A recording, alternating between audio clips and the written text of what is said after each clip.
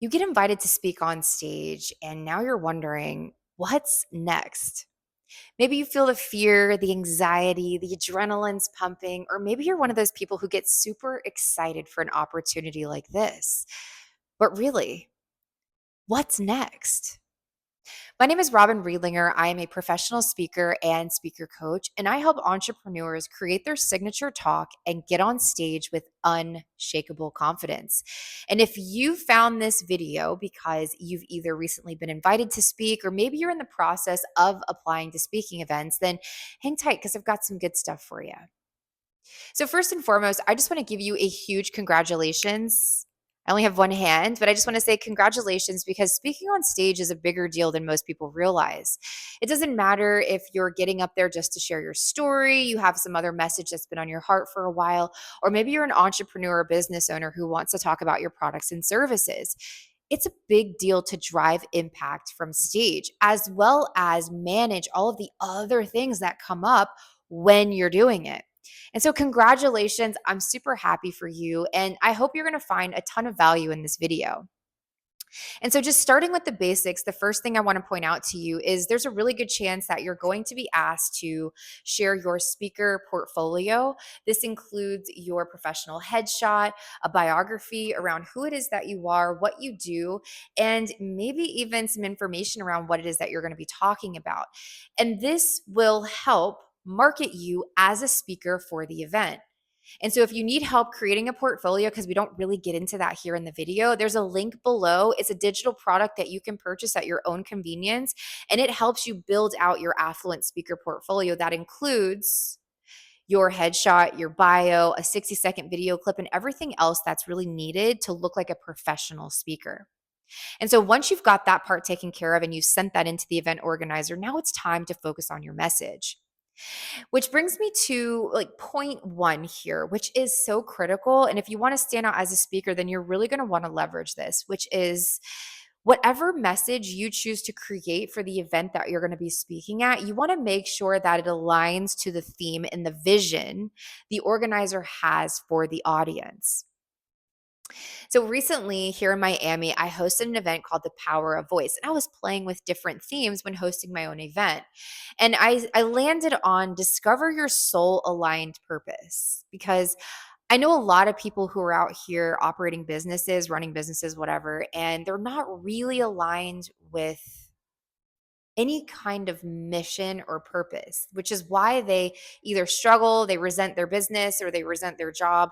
And so, a big mission for me was not only to have that as a theme, but to put people on the stage that feel aligned with the work that they've been called to do.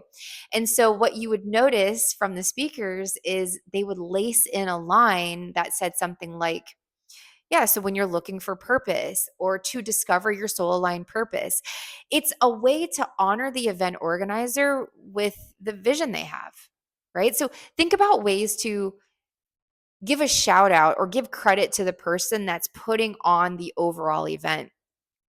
That little bit will go a long way, trust me. And then next, now I won't be able to go super deep into how to create a signature talk, but I can give you a few pointers to get started. The most important thing to remember is when you step on stage, you are curating an experience for the audience in front of you. Unless you've been invited to go really deep into a workshop, you want to make sure that you maintain, I don't want to say surface level, but surface level enough that you keep their attention from beginning to end. And so a lot of times people want to get up on stage and they want to go super deep into the how to do something. And while that's extremely valuable, if you specifically came to teach versus motivate, the how can sometimes be a drain. But hear me out. It's not to say that there's anything wrong with the how, because sometimes you will be invited to break down how to do something. It's just that it's a lot of information for people to retain in one sitting. And so I always recommend that when you're giving a talk that you focus on the who, the what, and the why, and you reserve the how for later. That's usually tied to some sort of invitation for people to work with you after the event. Yeah. The who, the what, and the why. So it maintains this marketing level of communication instead of going deep into like super deep coaching and training. It's not to say that you're not giving the audience takeaways. It's just to make sure that you're reserving super deep comprehension for something on the back end that gets paid for and you get compensated for your time. It's hard though when you're at an event and you've got a whole lineup of speakers and you're expecting the audience to retain all of that information in one sitting. It just doesn't work like that. It really, really doesn't. So you want to plant seeds. You want to give just enough, make sure everybody's receiving what it is that you're saying, and then save the rest for later. The next part is the opening. And I have to go into this because I just ran into it again with a couple of clients who the first natural thing that they say when they get on stage is, "Hi, my name is." I don't recommend this. A lot of times you're going to be introduced as a speaker and you may only be given a limited amount of time to speak. And we don't want to spend that time talking about ourselves.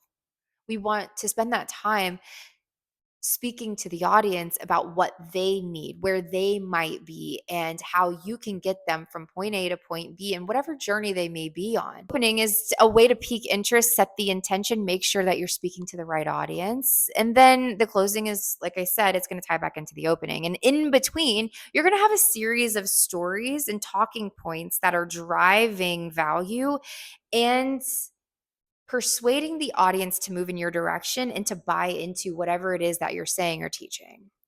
And storytelling is such a powerful tool for getting people to see your perspective. I tell people all the time, never make a point without telling a story and never tell a story without making a point. Is to always have a bottom line as to why you're sharing the story. And the story needs to be extremely relevant to the talk that you're giving. So you don't have to go all the way back into childhood. You don't have to pull out the archives. I've done it. I was like, oh, probably shouldn't have told that story. Now people know. But you don't have to pull out all the gory details of your childhood, and you don't have to, bare your soul on stage. You want to just choose relevant stories that make the most sense for the audience that's in front of you. And again, if you tie it back into the theme of the event, it'll all start to make sense.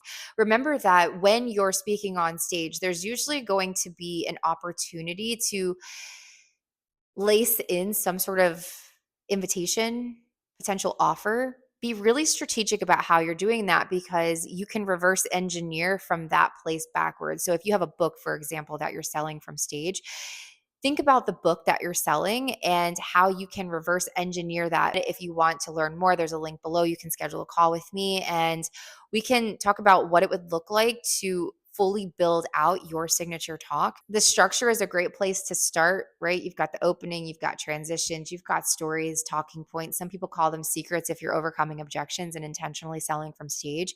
Then you have a call to action, a closing. And it's really this repeatable framework that you can use no matter what talk you're giving. And all you're doing is you're just exchanging story for talk and story for talk. And you're basically adapting to the audience that's in front of you. And so, yeah, this is what's next. You just got invited, you sent in your stuff, you create a really powerful talk, and you drive an impact, and hopefully you get a couple clients from doing it. Talk to you soon.